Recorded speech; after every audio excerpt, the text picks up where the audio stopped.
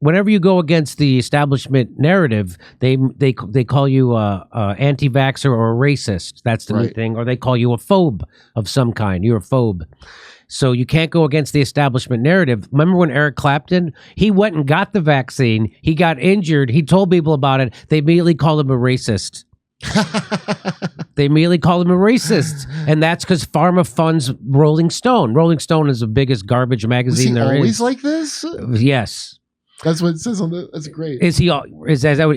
Eric Clapton went from setting the standard for rock guitar to making full tilt racist rants to becoming an outspoken vaccine skeptic. Did he change, or was he always like this? Wow, that is such a like. You mean was he always vaccine injured? So they're literally. Was he always vaccine injured? Like, never mind that. I heard he was a racist. What? It's an easy jump. It's called a two-hop. Yeah, it's called a two-hop. So now here he is explaining. So here's Roger. Now it's happening to Roger Waters. Now he's the famous Pink Floyd band member, and he's outspoken on Julian Assange and the Ukraine war. And here's his position. And is this the freedom that comes? Because it's happening to him now. And that's why I'm going to show you what they're doing to him. But I first want to show you his position. With being I've only got one message. What's his message? Two strangers passing in the street, by chance two passing glances meet, and I am you, and what I see is me. That is my message. And that was on Medal, which was in 1970.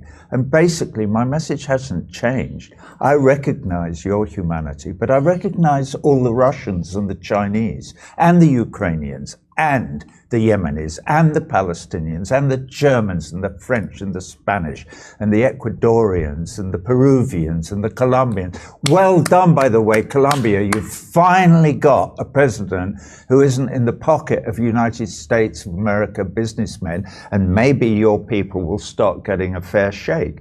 I love that. I think it's great. The inauguration, by the way, is on the 7th, which is in 2 days' time. I thought the message was with, without, and who'll deny that's what the fighting's all about. Well, that is part of the message, yeah, and thank you for remembering that lyric. And I still emphasize it in the middle of the song Us and Them.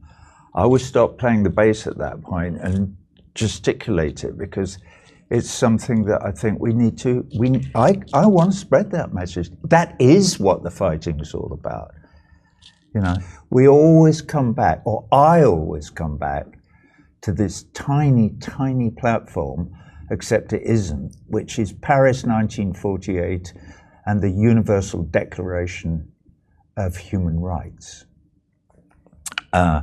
Either you subscribed to the 30 articles of that declaration, or you don't. You cannot cherry pick. You can't have it.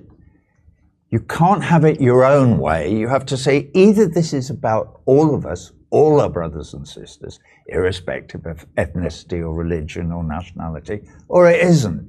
But you can't cherry pick. You can't say, well, we deserve human rights, but they don't. That is called being supremacist. And there's religious supremacy and you know, skin color-based supremacy and political supremacy and this and that. Well, so that's a very important document. So for saying things like that, which sounds wonderful, he's embracing human rights declaration, he gets this. Sadly, Roger Waters, you are an anti-Semitic to your rotten core. Also a Putin apologist and a lying, thieving, hypocritical, tax-avoiding, lip-syncing, misogynistic, sick with envy, megalomaniac. Enough of your nonsense. Who's Polly Sampson? So I don't know who she is, but that wouldn't be, well, who she is? Well, in 2010, Polly Sampson told The Guardian, I just look at Julian Assange and what he's doing, and I'd love to be doing something like that. Today, she is spouting neocon bile against one of Assange's top defenders because her washed-up husband was too cowardly to do it. Wait, she'd love to be slowly being tortured to death by the United States? Well, that's in 2010. So what makes this tragic is this is another band member of his, David Gilmour, right, from the Pink Floyd. Wait, is that the one that lost his... I don't know who he is. And he retweeted this and said, every word demonstrably true. Wow. And he's got a Ukraine flag in his, do you see that? You got the Ukraine flag? Mm-hmm. Can you imagine being a rocker and being a repeater of CIA and military-industrial complex talking points so people get slaughtered. And that's what he's doing. So that's the thanks that Roger Waters got. Just like Eric Clapton, by telling people he went and got vaccinated and he got vaccine injured, people then called him a racist. Now people are doing this, even his closest friends. And as much as this had to hurt Roger Waters, maybe it doesn't. Maybe that's why the band broke up in the first place, because he knew this guy was a big piece of it. Well, I like you're anti-Semitic to your rotten core, and then the guy, let's send Nazis more guns. They're literally sending Nazis guns in Ukraine. Jeez. So what's demonstrable here is your bitter jealousy of Roger's packed arena tours and political courage. That's what Aaron Mate, the buzzsaw, the hammer, said to David Gilmour. Holly Sampson is David Gilmour's wife. Oh. Okay, so this is another, like, what's his name, who's taking his music off Spotify? Yeah. Because Bill Hanna told him to? So I like this guy. He says, I like Roger Waters and I like David Gilmour, but Roger Waters is the profile in courage, no question. And there's his concerts. Wow. Wow. Are you going to turn this into a commercial for Amazon Music? Like Neil Young did when he falsely accused Joe Rogan of spreading misinformation. Joe Rogan wasn't spreading misinformation, by the way. Joe Rogan was right. The people lying were CNN, MSNBC, Dr. Sanjay Gupta, Fauci, Collins, the head of the CDC. Those were the people that were lying, not Joe Rogan. Also, Neil Young is just the Ukraine puppet of this situation, and Daryl Hannah is probably the more NATO instigator. I guess we know why Pink Floyd broke up. One frontman is an establishment pro-war stooge, and the other is an anti-war truth teller. I'm going to look into it. I'm curious with David Gilmour.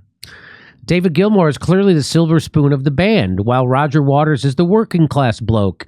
One defends white supremacist, capitalist, fascist propaganda, while the other speaks out constantly about it. Go figure. I'm telling you, it's his wife. They get a young wife that they're into, and they become like, what's happened at Baton? And so here, I just so the people watching this video know, this is what happened to Ukraine. NATO and the United States are using their people as cannon fodder so we can do an economic war against Russia to make sure Russia and China don't come together. I mean, to make sure Russia and Germany doesn't come together in an economic alliance. That's what we feared for decades, and that's why we blew up their pipeline. And this has been predicted. This is 2015, he said this. But I actually think that what's going on here is that the West is leading Ukraine down the primrose path. And the end result is that Ukraine is going to get wrecked. And I believe that the policy that I'm advocating, which is neutralizing Ukraine and then building it up economically and getting it out of the competition between Russia on one side and NATO on the other side, is the best thing that could happen to the Ukrainians. What we're doing is encouraging the Ukrainians to play tough with the Russians. We're encouraging the Ukrainians to think that they will ultimately become part of the West, because we will ultimately defeat Putin and we will ultimately get our way. Time is on our side. And of course, the Ukrainians are playing along with this. And the Ukrainians are almost completely unwilling to compromise with the Russians and instead want to pursue a hardline policy.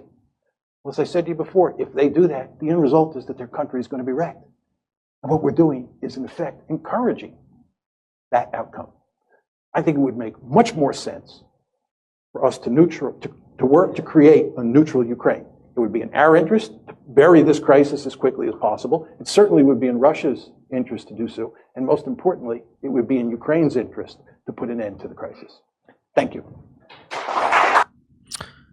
Condemnations of Putin without acknowledging that the conflict started in 2014, meaning in Ukraine, started in 2014, are meaningless. So condemnations of Putin without acknowledging that the Ukraine conflict started in 2014 are meaningless. The United States backed the Maidan coup in 2014 and fueled the ensuing Donbass war, where 14,000 have died, with U.S. weapons. Russia's invasion is a new phase, illegal, but it's not out of the blue. So that's the thing nobody will tell you with a Ukraine flag in their bio or in their profile pic. They won't ever tell you that this all started in 2014 when the right wing and the CIA in Ukraine overthrew the democratically elected president, and then the people in the eastern parts of Ukraine didn't want to go along with that coup government. government.